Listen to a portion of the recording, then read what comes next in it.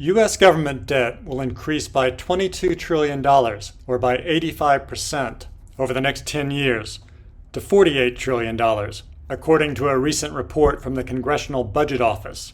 That would take the ratio of government debt to GDP from 97% at the end of last year to 116% at the end of 2034. These projections were met with alarm in the press and across social media. Everyone wants to know, how can the U.S. government finance so much new debt? And who's going to buy all this new government debt? To answer these questions, let's look to the past.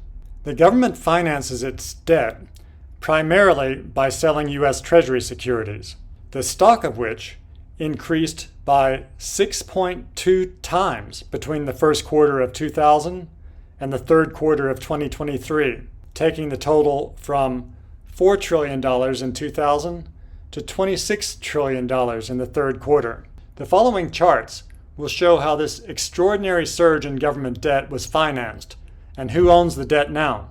The financial accounts of the United States provides a breakdown of who owns the Treasury securities. Here's the complete list of who owned the Treasury securities as of September 30th. This list is comprised of 24 types of creditors. The 10 largest own 93% of all Treasury securities. So let's start with the smallest.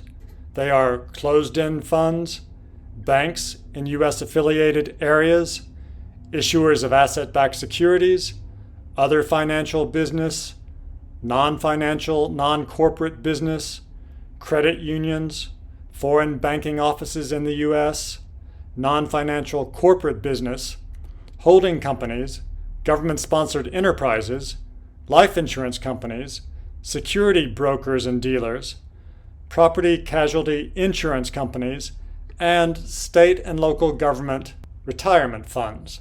Those 14 groups combined own 7% of all the Treasury securities. Now let's look at the top 10, starting with the largest. The rest of the world owns 29% of all Treasury securities.